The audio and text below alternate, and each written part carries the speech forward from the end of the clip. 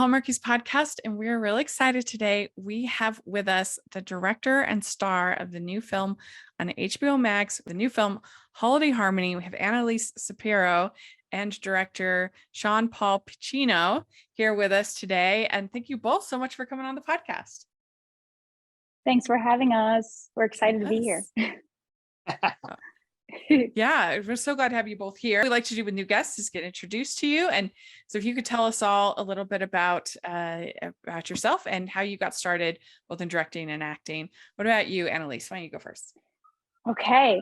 Well, I'm born and raised in New York. I'm still here in New York. So I feel like growing up here has kind of introduced me to the whole creative arts world. I've always been surrounded by it with going to shows in New York and going to dance shows and music performances. But it started in elementary school. My mom realized I had a singing voice, and so she encouraged me to join the school choir. And then when I got to middle school, I started studying Shakespeare and had my first private vocal teacher who changed my life. She really was the one who helped me find my voice, singing, but also kind of in life. And then when I got to high school, I started doing the stage productions. I got to do Oklahoma and Cabaret, where I played the lead roles there. And that kind of solidified for me the decision, I'm kind of good at this. Maybe I can make a career out of it. So it just made sense to go and get my BFA from Montclair State University in musical theater. And I studied there all 4 years. And then that led me to get my agent and for the professional world, and the rest is history. I started doing regional theater across the country. I actually lived in Utah for 7 months at Tuacahn Performing Arts Center, which is southern Utah. I don't know if you know about it. Yeah, St. George. Yeah. Oh God, it was gorgeous. It was stunning. So I cool. did not know what to expect going there. It looked like Mars. It was the most gorgeous red rocks. It was awesome. But I stayed there for 7 months doing Cinderella and the Prince of Egypt, and it was amazing. And then I kind of made my transition. Yeah, it was so cool. I kind of made my transition into film and TV pretty quickly after that, and that's what I've been mainly focusing on the past 5 years. But I still love theater. That's where my home is at. That's so cool. Oh man, I have lots of questions about that. But Shaun, what about you? How did you get started? Well, I didn't know all of that about Annelise. That's really cool. I did those shows too. Those are such cool shows to do. Oh, that's cool. And I'm just thinking about even the sets and stuff on those. But I grew up in the theater as well. My dad is a drama professor, always retired now, but he directed several plays a year, produced Shakespeare in the Park, was the head of the drama department at the university that he taught at. So, I grew up in that world, and my mom was such a supporter of the arts, obviously, with her husband. And then I was on stage at age 5. And by, I think it was 10 or 11, I was helping, backstage, building sets and all that stuff. And then my dad brought home a camera from the college that he worked at, and, just kind of gave it to me and said, I feel like you'd be creative with this and do something. And so I took my toys and did stop motion animation. And then I also kind of did like almost weird, like special effects experiments, like I took these old He-Man and G.I. Joes and like tried to recreate like scenes from Raiders of the Lost Ark and all that kind of stuff. And then at 16, I started very randomly, but I started directing commercials for local mom and pop shops. So I'm always one of those people. I had like 5 jobs at once. I just like being busy that way. And one of the jobs was a stereo shop, and the owner wanted to do some commercials. So he kind of got all the employees together and we just shouted out ideas basically for commercials. And I had this idea that the owner and myself would do dress up as Hans and Franz, which was a SNL skit that was popular in the 80s and 90s. And basically dressing up like Arnold Schwarzenegger. And they did this thing, we're going to pump you up. And so I said, we can pump up people's stereos. And the owner loved it. So we dressed up like total idiots and did these commercials. and they did really well for them. And so the person who made the commercial at the time, he came back and said, "Hey, we can't believe how good this commercial is doing. Uh, you know, could you help us make some more commercials?" And the owner of the store, he very kindly said, "It wasn't me, it was this 16-year-old kid." And so he's like, "Well, I'm not trying to poach your employee, but would he mind helping us come up with some creative for other people?" Uh, and he's like, "Oh yeah, do it, do it." And so he approached me, and I said, "Sure, I'll help you." And then that turned into us literally going to every mom and pop shop in town and pitching. I pitched the craziest ideas, and because I was 16, I didn't care, and people went for them. I don't still to this day, I don't know why they went for what they did, but it was a really fun creative process. And I did about 30 commercials around town, and everything from I acted in them, I filmed them, I edited them, and I did like the Crocodile Hunter. I did a Rain Man commercial where I played both characters. It was my first visual effects shot ever. It was a split screen. And I even did the thing like the one will pass the thing to the other person and pick it up. And so it was all this grand experiments. How And do it you was know how to do that? just self-taught No and way. yeah, That's just cool. experimenting. And but anyway, so I did that. And then by I think it was 19 or something, I moved down to Southern California to kind of I didn't even know what I was going to do, to be honest with you. Film school was never even a thing in my mind. I didn't end up going to film school, but you know, if I had known more what I knew, like maybe I would have tried that. You know, I don't know, but moved down here, and the rest is kind of history. As Annelise was saying, I started doing short films and more commercials. I did more commercials and music videos and all that fun stuff. But then I kind of diverged a little bit because I went into the stunt world, and that was because I trained martial arts my whole life, and so I got pulled on by a friend who said, "Hey, we need some more guys that can do martial arts, so come on down with doing a short film." And it was actually a paid short film. I got paid really well to do that, and especially at the time. But just luckily for me, the stunt coordinator asked if any of us had choreography experience, and I had done stuff for my martial arts dojos. So I'm like, well, I've done some live events where I've helped choreograph. So let me see what you got. And I did some stuff. He goes, "That's really good." And then he called me for the next job, and then called me for the next job, and would have me. He actually, the same gentleman, his name is Noel Vega. We've probably done 50 plus projects together over the years. Everything from film to video games to music videos, TV shows. And he is responsible for my very first stunt coordination gig and also my very first like legit directing on television gig. So I owe both of them to him. That's really cool. Yeah. Yeah. That just shows what the value of just that one connection. I just feel like that must be the hardest part, is like making that like first kind of and getting that first booking, getting that first gig, and then going from there. And you need somebody that's going to give you a chance, right? Yeah. And it's also that this business, you hear the old adage, it's all who you know. Well, it really is. I mean, that's how a lot of business works. It's if you get to know somebody and then they want to hire you, and then you do a good job for them, they want to hire you again. And it's those relationships that you build. This entire business is relationships. Yeah. So when they say networking is important, it's the most important thing. Yeah. And also putting in the good work and hard work, and all those things are important. Having some talent also helps. But again, I've seen incredibly talented people fizzle out of the business because they didn't have that fortitude to stick it out and really make this their everything. Because really you have to do that. You have to be just so dedicated, and at least in the experience with the people that I've seen 10 years into the career, 20 years now for myself, I see some of the same people that are still doing it, and they're having bigger and bigger successes. It's like, oh, hey, I remember you back when we first started. You're still here, but there's a good 60-70% of those people back when we started they aren't still in the business, so it's a tough business, but yeah. So we'd like to take a second and thank our sponsor for this episode of the podcast.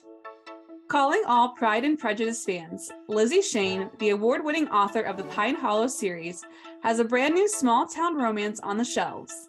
And this time, it has a Jane Austen twist. In Pride and Puppies, a Jane Austen fan struggling to find her modern-day Mr. Darcy decides to swear off men and adopt an adorable puppy, only to find herself catching feelings for her sweet, not at all Darcy-esque neighbor. Lizzie Shane's Pine Hollow series has been called an irresistible blend of heart, humor, and a whole lot of puppy love. Don't miss Pride and Puppies, available now wherever books are sold. To learn more, visit www.lizzieshane.com or use our affiliate link in the description. That's lizzieshane.com. So Annelise, how did you first get involved in Holiday Harmony? Did you send in a self-tape or did they come to you? How did that work? Good old audition. Yeah, nice. came into my email, and I read it immediately, and I read it in one sitting, and I loved the script. I loved the musical aspect of it. Being a singer and having music be a part of my whole life was that was really special to me for the script. And also, I had never gotten the opportunity in my career yet to play a romantic lead. It doesn't come around often, sad to say, for people who look like me. So I was immediately like, oh my God, this would be a dream come true on so many different levels. So I sent in my self-tape just hoping for the best. And I remember, so cool. And for the self-tape, we had to sing a song of our choice, and I sang the song Alaska. And I sang like kind of a different version than the original song. It was more of a kind of a piano version rather than the pop version that we're used to. And I just crossed my fingers. And then, about a month later, I think I found out I had a call back with Shaun and with Lauren and Ollie, the executive producers and writer. And that was what happened. I think a few days later, maybe, or a week later, I found out I got the role, and I was just praying. You freak out? I remember praying that whole weekend. Yeah, I did freak out. I did. My agents called me, and I was like, oh my gosh. Like, I just remember being so grateful, and I was so excited, and I was nervous because it was my first time being a lead of a feature-length film. But more than anything, I was really excited, especially to work with this group of people. So, So how early were you involved in this project, Shaun? Early on, or right at the inception? Yeah. Okay. The idea was already there, and they were working on the script. A lovely gentleman, Chris Harville, wrote the script, and he knew Ali Afshar, our executive producer, and his daughter Morgan was doing a cameo in one of my other movies called That's Amore. And so that's when, like, we were at lunch, and Ali was like, hey, Morgan's dad's writing the script, and it's really cool, and blah, blah, blah, giving the spiel. And so then I started talking with Morgan, and she gave me more detail. And I'm like, this sounds like a really cool concept, because the script wasn't done at that time. They kind of had an outline. And they said, would you be interested in directing it? And I'm like, I love the musical aspect, because I'm such a music nut myself. But, so it kind of was born there. And then once they started getting into the script, they're like, hey, I think this is going to go. And so I got more involved at that point with my kind of input into the script. And then we had brought on creative producers from Warner Brothers and HBO and all that stuff. So, but when Annelise sent in that tape, that entire month going by without you hearing, it's always so interesting what's going on behind the scenes, right? Well, Annelise's tape, I'll just tell you, was at the top of the list from the moment she sent it in. So, not only were we impressed with how natural and just, the charisma that comes from her, we could instantly tell from this tape, like, not only could she lead the film, but she's just relatable to she's just so relatable. So, like, there's a kindness that comes through. So even in a frustrating situation that we're going to put her character in, we knew that those elements would shine through. And so we were elated with the acting portion of it. And then you go, okay, well, can she sing? And I don't think I knew about West Side Story or certainly any of the I knew musical theater, but not seeing anything on that. And so, and then we heard her singing portion. We're like, oh my gosh, this is amazing. And everybody unanimously agreed. So it wasn't just myself and Lauren, which of course we championed you from the get-go, but it was also Allie, and then the casting director, and then the Warner Brothers executives. We were all like top of the list, top of, and of course we have to go through a lot more stuff. We had to see a lot more tapes, and it's just countless tapes are coming in. But guess what? Annelise is there, and here's a 2 and here's a 3. She didn't move the whole time. Number 1 spot, which That's is so cool. That meant to be, finding Jeremy Sumpter was actually on the opposite. We like found him right at the end, and he kind of, just by his personality and charisma, he kind of jumped up to that number 1 spot, kind of bumped some other people down who were wonderful. They were all amazing actors, would have done amazing with it. There was just something about, what he would bring to that character, and also how the charisma with Annelise was, because at that point we knew Annelise is it. We're like, why do we keep auditioning? We've got the gal, Yeah. But yeah, so this was originally from the get-go going to be part of HBO Max. That was the not that initial, when they first brought up the project. No. Okay. But when it came back, when I signed on, yes, it was when I officially signed the dotted line, because it was basically like a hand and do the handshake. That's the kind of deals I do with Allie and ESX Entertainment. Like, are you going to do this movie for me? Yeah, I'm going to do the movie for you. He goes, okay, great. And that's all he needs. But when I officially signed on the dotted line, then we knew, it was going to be a partnership with Warner Brothers, WB Pictures, and the wonderful team there, and HBO Max, which we're really excited about. The company as a whole, we did 3 movies for them. I just directed this one, but so it was a really great deal that Allie made with doing a 3-picture deal with HBO Max, which was a fantastic opportunity. And I think we had, I don't know if it was 8 or 9 movies already on Netflix, so we had a really nice relationship with Netflix, but we hadn't done anything with HBO yet. So it was it was real exciting to get to work with that team as well. That's really cool. So this one is a little bit longer than the TV movies. So did you have a longer shoot than those, or is it still like the 15 days? Yeah, we did. We actually had 20 days on this, which was really fantastic in a lot of ways. I think we had 20 days. Did we have 20 days? Because you were like on every day. It was a month and a week, pretty much, right? Yeah. Like a month and a week. Yeah. Well, that's that's longer. A month and a week. That's like 40 days. Because the time that we were in LA for iHeartRadio was about 4 days, right? 3 days? We only shot the 1 day though. I guess you're right. Yeah. Days it was 20. So we do 5 on, 2 off. So in a month and a week, that's not all shoot days, right? So and so Annelise we brought in early because she had to do all the pre-recording of the songs. And here's another thing I want to, and I said this on an interview the other day about Annelise. A lot of the songs, it's the first take that she did in the recording booth. So what you're hearing in this song, I didn't know that. A lot of those are literally your first take. And to be honest, we only did like 2 takes on some of them. So just mind-boggling. And by the way, I also said this, that wonderful sound engineer at the studio that we're at, I was in the booth with him. I was in the engineering booth with him.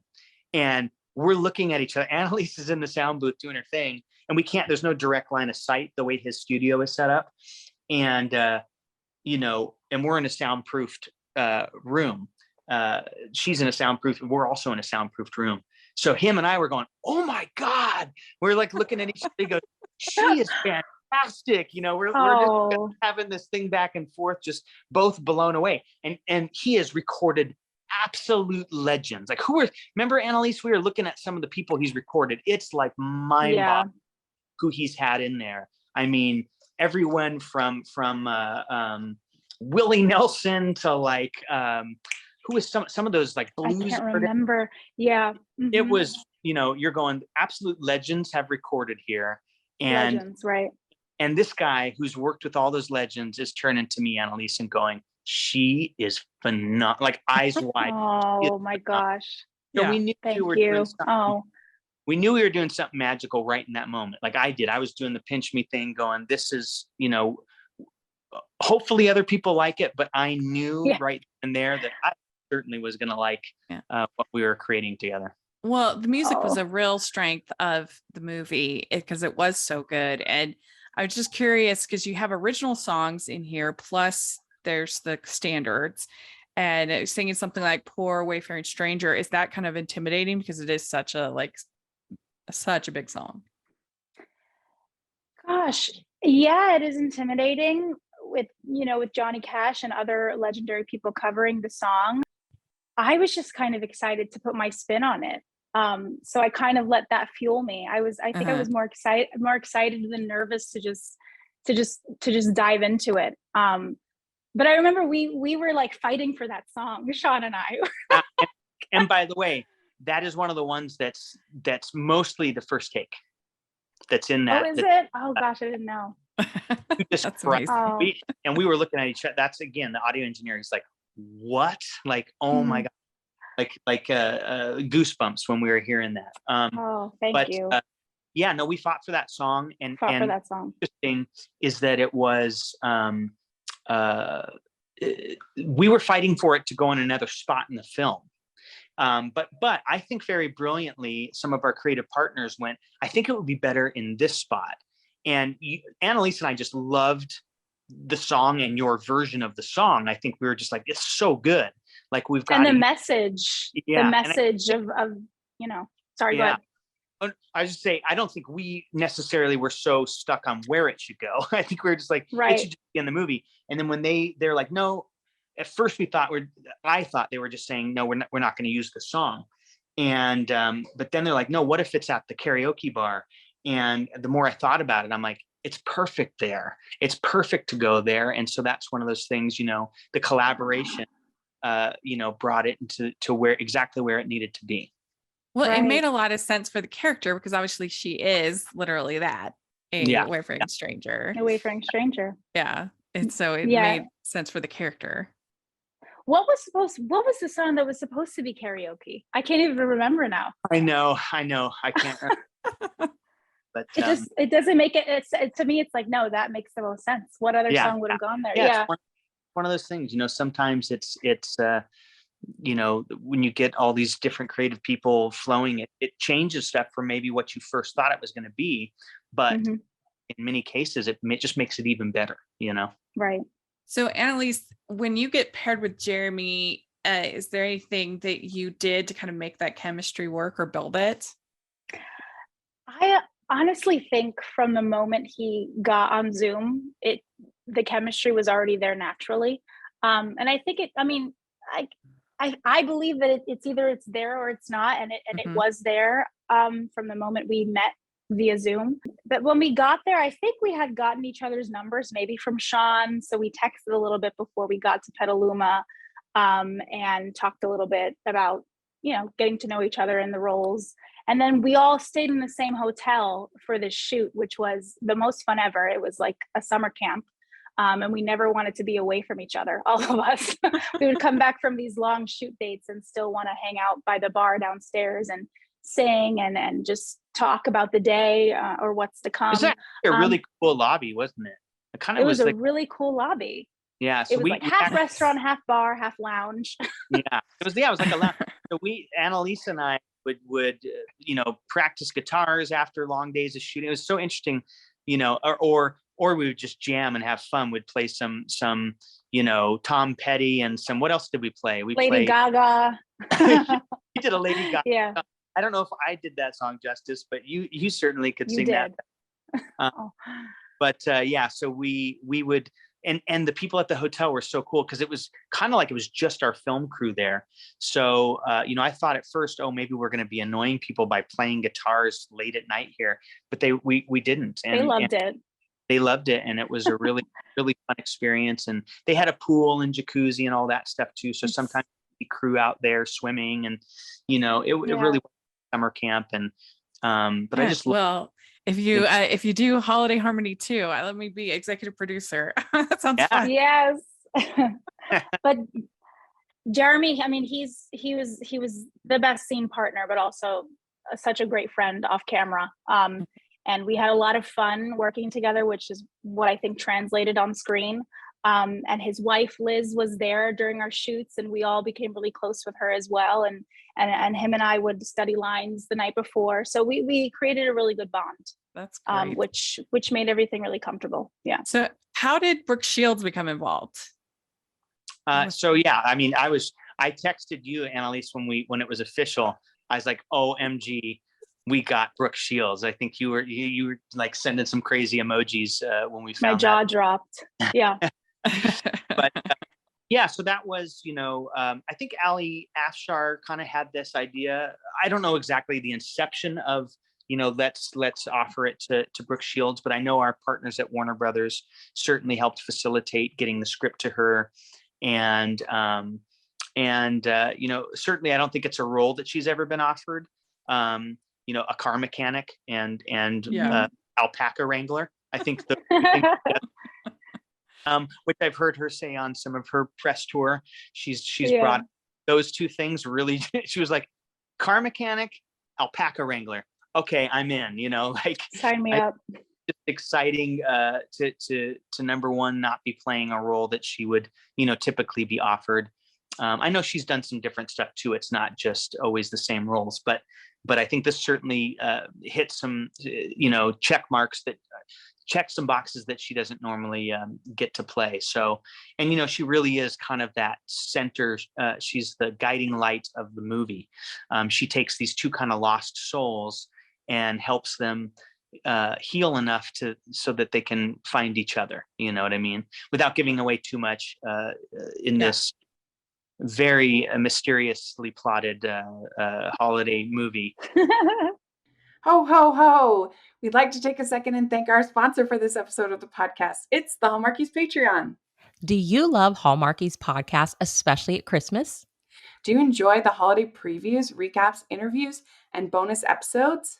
If the answer is yes, please consider supporting the Hallmarkies Patreon. We need your help to do what we do both during the Christmas season and all year round. But not only do you help a podcast led by strong, independent women by becoming a Patreon, you get to become a part of the Hallmarkies family.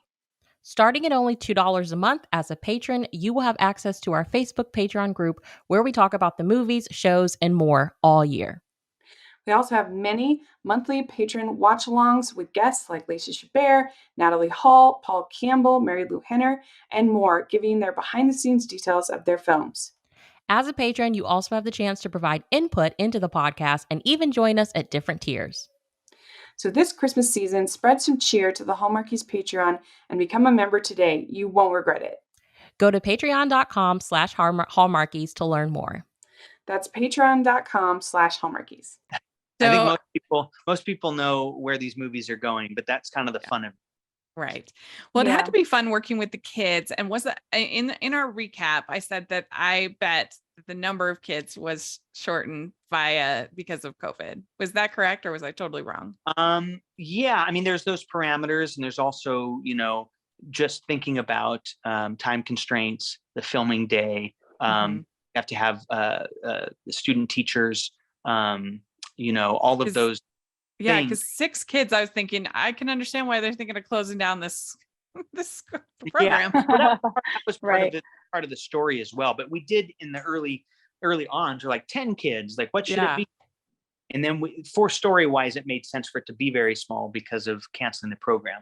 But that was also in that process. We were also thinking, you have to have X amount of studio teachers. You can only, kids, you can't work 12-hour days, right? So there's all those things to consider, and so we kind of landed around that number based on that. And then you get more screen time for each kid, so it's a win-win really in that way. And we got, when I say we got lucky, this kids are so great. So all of them were so good and so professional and so easy to work with, and you hear all the time, don't work with kids and animals, or you hear, some weird adage about that. Like, I Right. haven't experienced, a lot of times kids are such brilliant actors, and they are fearless, and I just really feel like we got so blessed with every single person in this movie. And we felt it. We felt it on the, we don't know how their movies are going to do. We have no delusions of grandeur that they're going to chop the charts in the world, like we've been so crazy lucky to have happen with this movie.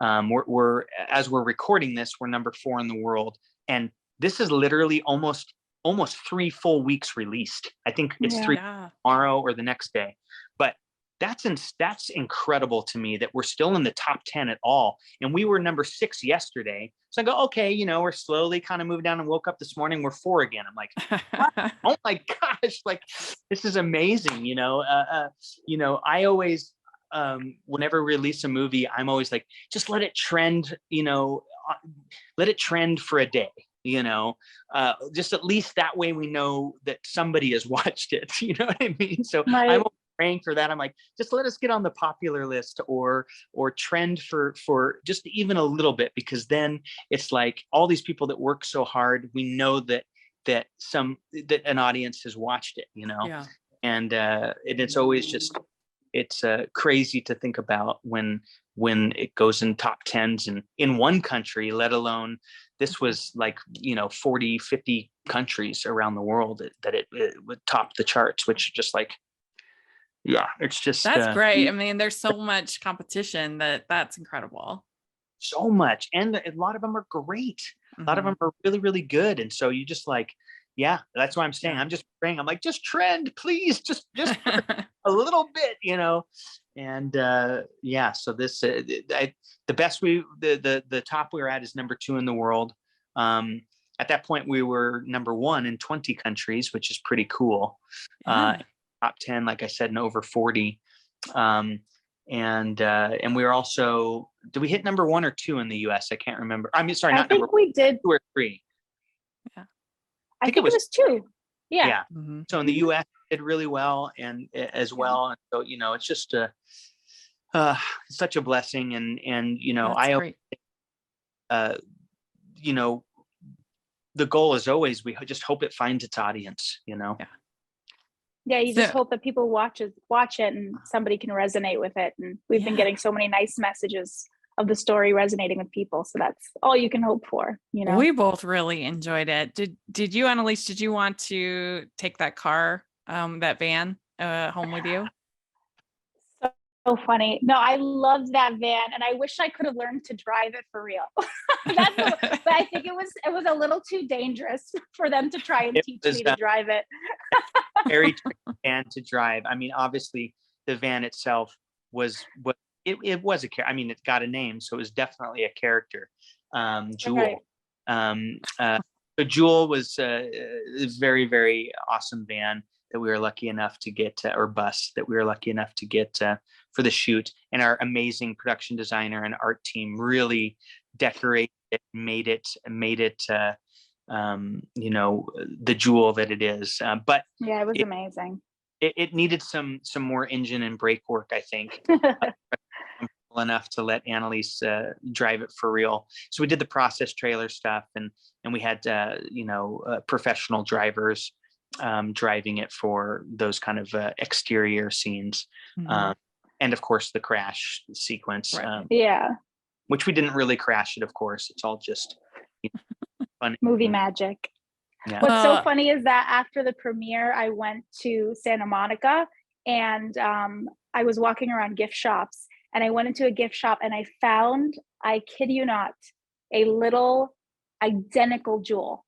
It was like a little figurine, and I bought it. I was so excited, and then I left it at the hotel. Oh no. And so now I've been trying to make like a shipment label to send to the hotel so that they can mail it to me. It was the exact little bus. I freaked out. Of this thing. So if you do get it, send me a picture. I will. Yeah. So Annelise, I really loved your hair in the movie as fellow curly hair warrior. I really enjoyed it. But then when that was iHeartRadio people. I mean, they're out of Gosh, control. Well, that was They're like hilarious. putting like spikes on your jacket, and you've got like the I straight know. hair. Like, what are they doing? I know they changed it up, and I think that, I mean, we went so drastic because they wanted the change to be so drastic. But Yeah. you know, before we started filming, I had, you know, hair and makeup and wardrobe meetings via Zoom, and our amazing hairstylist Misha. I spoke to her, and I had expressed how important it was for me to have my hair natural. And then to my wonderful surprise, everybody on the team also was like, "Oh no, we want your hair natural as well." So Yeah, that was I was really excited. early on too, where like we got to let that hair rock. We Yeah. loved. Yeah, It was really good. It was really good. thank you. So, what would you say, Shaun, is the hardest part about being a director? You have so many different balls in the air when you're a director. Yeah, I think it's uh the toughest thing is just to stay positive and um, let everybody know that you have that confidence to keep the boat afloat. You're steering this ship, and there's a lot of pressure on you. There's a lot of money, even at the budget level we're at. We're still talking about a lot of money. And so those kind of pressures can be really tough, and there's certainly on the more independent film levels, it's uh, there's a lot to do every day. There's no such thing as an easy day, and the bigger budget films, you see schedules where they are shooting for 3 months and stuff like that. And of course they have much bigger fish to fry and special effects and all those kinds of things. But still, even in a 20-day shoot, it can be I think we only had 18 days now that I'm thinking of it. But even on an 18-day shoot, it is a lot to do in a little time. And so that's probably the toughest thing, is just juggling all of that and trying to make your days, because we don't have the luxury of going, oh, we'll just add a day to the schedule. So it is a tricky thing. So, Annelise, when you have sort of an emotional day of shooting, how do you kind of prepare mentally for that? Mm. Um, what's so hard is that you never film chronologically. Mhm. And so, versus a play where maybe the big emotional moment is at the end of act two, and you've Right. been building up this momentum to get there, and it makes sense in your head as the character and as myself playing the role, that now we're here, and emotionally you feel more prepared to get there. A lot of the time for film and TV, you're shooting the happiest moment ever, and then right after you're shooting a devastating scene. So I think it's just understanding where the character's mindset is at the time, and also having conversations with the director and the creative team, and understanding what we're trying to achieve together. But it also helps having an amazing scene partner as well, who you can feel open emotionally with, and vulnerable with. But maybe it's really easy for other actors. For me, it's not something that comes as a piece of cake to always get somewhere emotionally. So I think knowing what you need, knowing that you might need to take a step back and go somewhere by yourself and kind of zone in, or if that means staying with your scene partner and talking things out with your scene partner. But I think most importantly, it's understanding where your character's at, and navigating where you are at in the story. Yeah. I think that would Yeah. be challenging. Yeah, it is. Yeah. A lot of ways that's I really do feel for actors, because it's like, wait a minute, what we're doing this scene at the top of the movie. This is like the climax of the movie, or this is right. climax of the movie, and I have to just be like, trust me, it's all going to work out. Yeah. Yeah. And the actors have to just kind of blindly trust that hopefully we will put this thing together and it's all going to make sense. So I know Mhm. that I saw that in an interview with Tom Hardy, talking about Mad Max Fury Road, where not Frank Miller, is that his name? Maybe it is Frank Miller. The director kind of a lot in his head. And so as the actors, they didn't know what it was going to be or what it was going to look like or where it was story-wise. They were just, oh my gosh, and just giving over complete control like that is really difficult.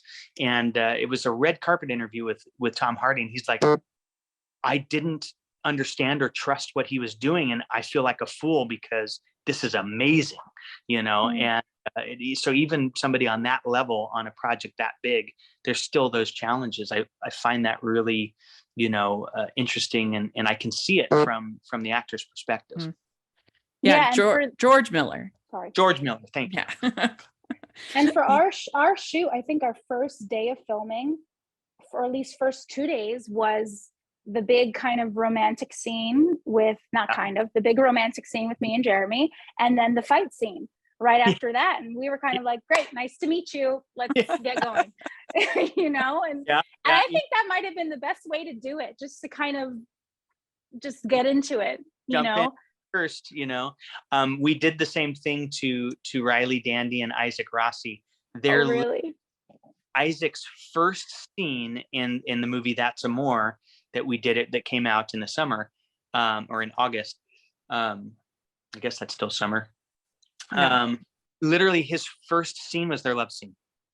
So wow. Yeah, I was just talking about this with Natasha Wilson the last week, that it seems like that is almost always the case. It seems like I've talked to enough actors at this point where they seem like they often film the big kiss or the love scene that first day. And I wonder if that's just kind of a way to sort of break the ice, and there's like an energy there maybe, or for us, it was just purely the way it worked out scheduling. Yeah.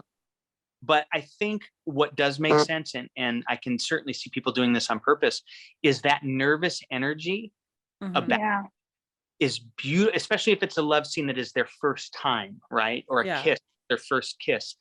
That nervous energy translates. It's very human, and it's so relatable.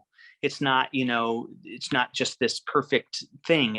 You see the nerves on both sides and the hesitation and like, how are we going to kiss each other? And, when you're telling a story of this is the first time these people are connecting that way, it works out pretty beautifully. And so I can certainly see it being, maybe a sneaky producer tool to arrange. But I know on this and That's Amore, that was not a plan. We didn't set up, let's do this first to the actors. It was just purely how the schedule ended up working out. Right. Well, I'm curious what both of you think the movie is trying to say about social media, because it is kind of a theme throughout the movie about whether it's good or bad, or whether they should stop using it and then they do use it. And what did you think, Annelise, about that? Wow, that's a good question. Well, I think that with Gail, her being so attached to her phone and her community online and her fans and her followers who've been watching her musical journey so far. What am I trying to say? I think finally when she had no choice but to let that go, she was able to make a lot of meaningful relationships in Harmony Springs, which growing up, she wasn't used to that. She didn't come from a stable home. She didn't come from a family who she could lean on, or a lot of meaningful relationships. So I think with social media, I think one of the messages might be that if you step away for a second and allow yourself to kind of look around, you might create really wonderful memories and relationships. That's just one of them. I have to go ahead, Shaun. I have to think of more.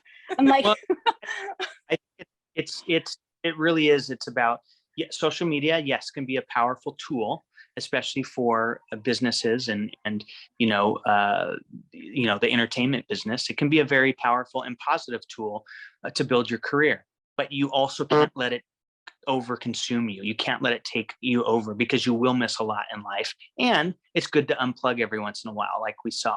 So I think that is definitely the message, is don't let social media be your end all be all. Don't let it completely consume you.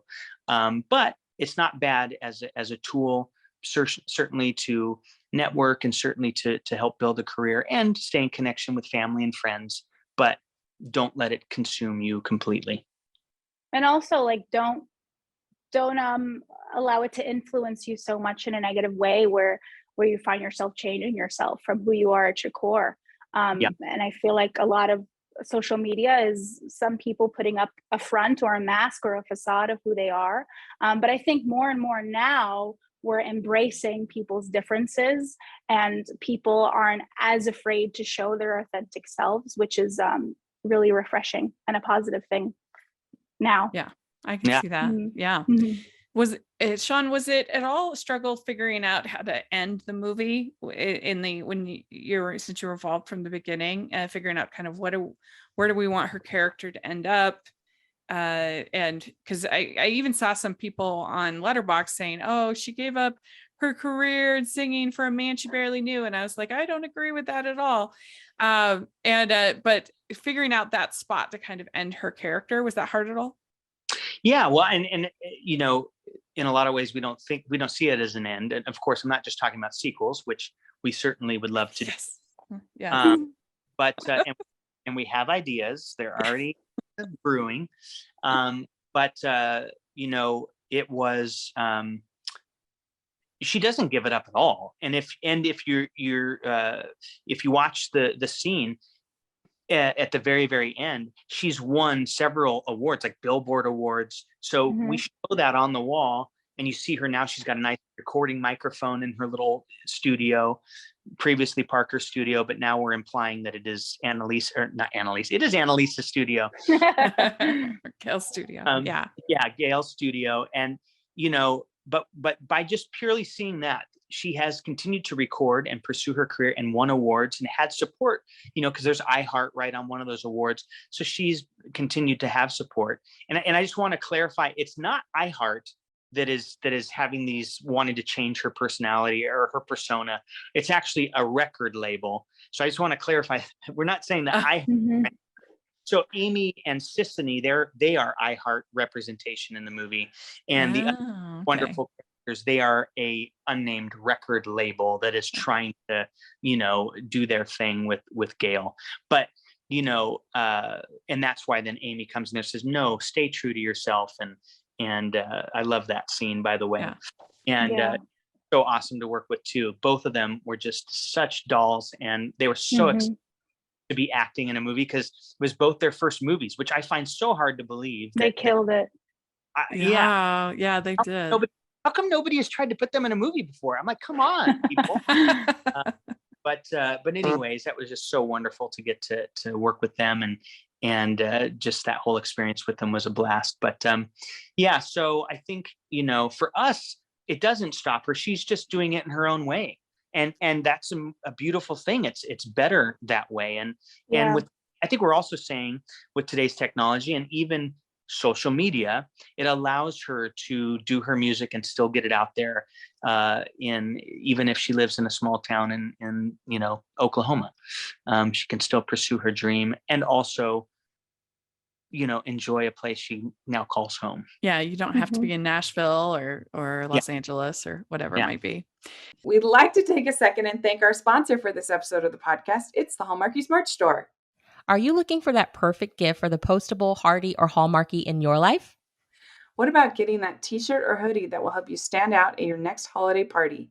Now is the time to check out the Hallmarkies merch store. Full of festive designs by artists like Jessica Miller, Carrie from Hallmark Comics, and more. You can even have more than just shirts, but totes, cell phone cases, notebooks, mugs, and more.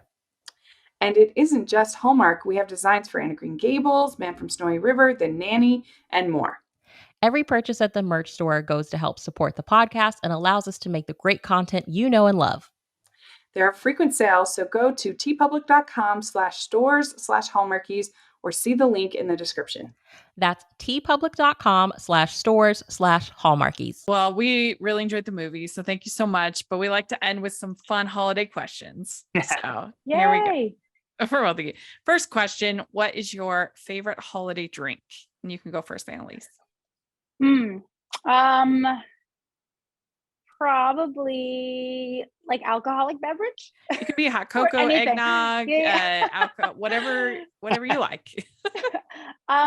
in Puerto Rico, we have this drink called coquito, which Mhm. is like, I guess you can kind of compare it to a spiked eggnog, but it's rum and coconut cream, and it's delicious. That's probably my Ooh. favorite. There you Yeah, go. That sounds good. so good. Annalise, are you going to make me one of those if we come out and visit? Once you- I perfect it, because my sister makes killer coquito and I've yet to perfect it, then yeah. Oh I want- yeah. You'll I be want- getting gallons. Shaun, what about you? What's your favorite? Oh, I'm a total eggnog. Like, I love it. It's spiked or unspiked. I honestly don't care. I just, for whatever reason, some people hate eggnog. I'm like, bring it on. Bring it on. good. I gained like 5 pounds in just eggnog during the holidays. Very good. Okay. What is your favorite holiday cookie or treat?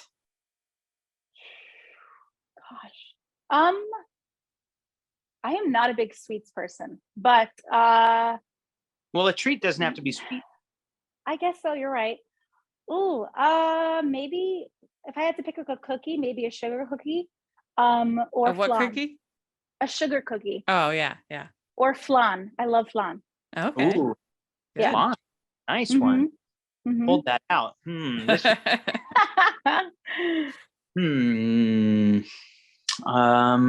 I do like a homemade pumpkin pie, Yeah. with like fresh like homemade whipped cream. That can be really good.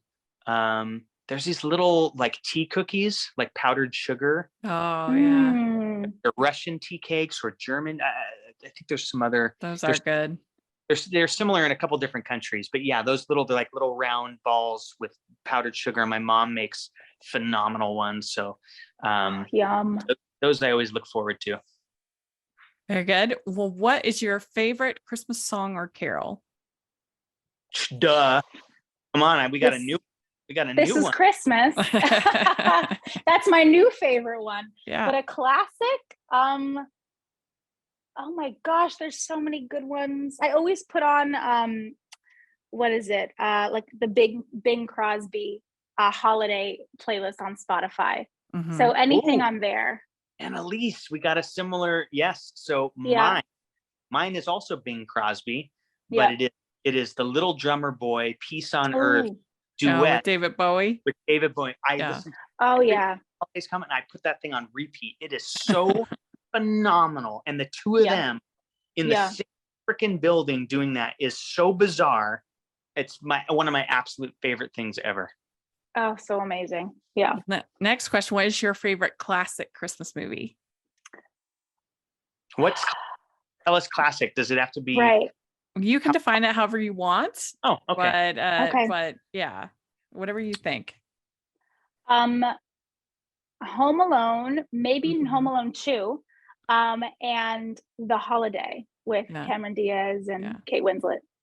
I wouldn't Nice. believe I would Yeah. say maybe 80% of interviews say Home Alone. It is by It's just so far the good. most popular answer. That's a good It's one. so good. Yeah. I got two, and they're tied for completely different reasons. One is called The Family Man with Nicolas Mhm. Cage. Yeah. Taylor. Oh, I haven't seen that. I absolutely adore that movie and the message. It's amazing. And then the other one is nobody can argue with me on this, and I know I'm not alone. But Die Hard is.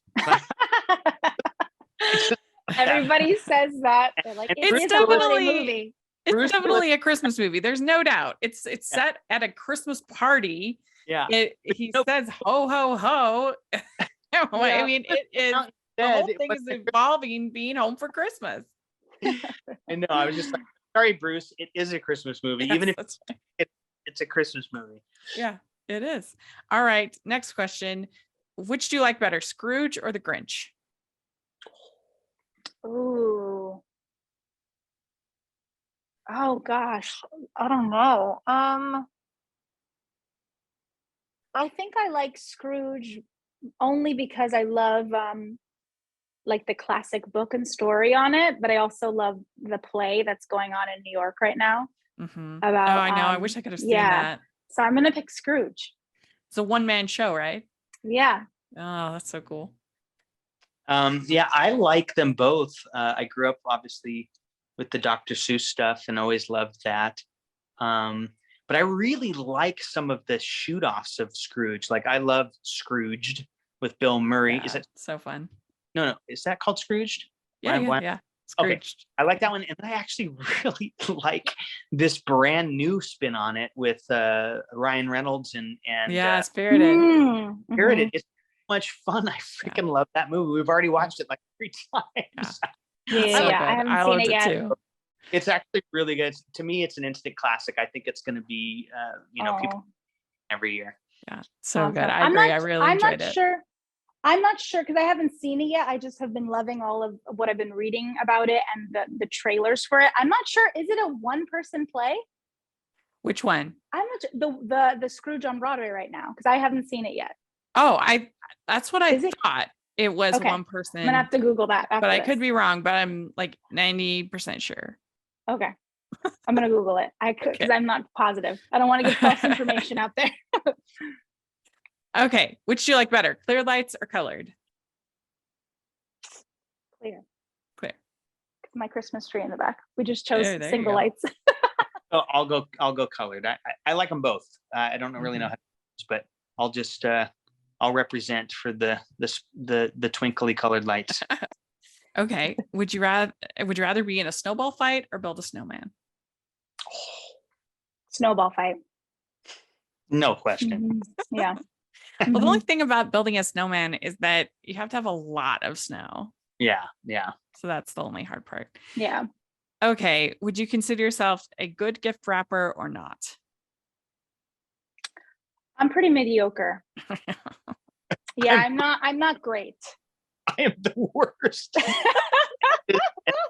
It's just so bad. And then I try and cover it all up with bows and stuff. This thing's just got 5 bows on it. I don't know why, but You're like, just open it. Yeah. That's funny. All right. Last question. Do you have an ugly Christmas sweater? And what does your ugly Ooh. Christmas sweater look like? I do not have one to call my own. No. You need to if you're up there in New York. It's I freezing. know. I have tons of sweaters, but no ugly Christmas sweaters. I'm gonna have to invest. Yeah. I've got a it's because you have friends that do those parties, so you got to show up one. I have a Star Wars one. Probably my ugliest one is a reindeer. I got to be pretty PG, I think, on this interview. Red Eagle in front of it, and the Christmas bells are very strategically placed. Right. That's so funny. You have to send a picture now. Yeah. We've got to see this now. Well, very good. You answered all of the questions. So thank you so much, both of you, for coming on. This was a blast. I really enjoyed talking and getting to know both of you. And people should definitely watch Holiday Harmony if they haven't seen it yet on HBO Max. And if you want to share, both of you, your social medias, if people want to follow you on Instagram or whatever. Yeah, mine's just at my name, Annelise Cepero. Great. Pretty easy. Yeah. Mm-hmm. Build that social media. Come on. And this wonderful, your wonderful social media as well.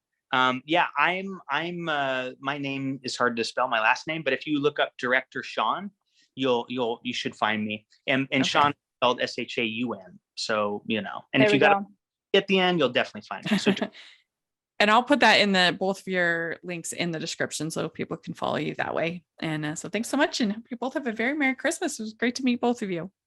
Thank you for having us. This was fun. Thank you so much. Really, we really appreciate you having us on. All right. Thank you. To thank Shaun and Annelise for coming on the podcast. This was so much fun to get to know them. I had a great time talking with them. So let us know what you think about all the different things we talked about. We'd love to hear your thoughts in the comment section or on Twitter. And you can find me at Rachel's Reviews, all of our social media, iTunes, YouTube, and on Rotten Tomatoes. Check that out. Also, make sure you're following the podcast at Hallmarkies Pod, Hallmarkies Podcast, all of our social media, except for Facebook, which we're still locked out of. So don't follow us there. But if you are listening on iTunes, please leave your ratings and reviews. That really helps us a lot. And if you are watching on YouTube, please give the video a thumbs up and subscribe to the channel. We appreciate that so much. We also have our patron group, which gives you a lot of really fun access. I bet you we will be having a watch along for Holiday Harmony before too long. I could see that happening. We have great watch alongs. It's super fun and a way to interact with other fans of these movies and just movies in general. Please take a look at the Patreon. It really helps us a lot. And I think you definitely get a bang for your buck.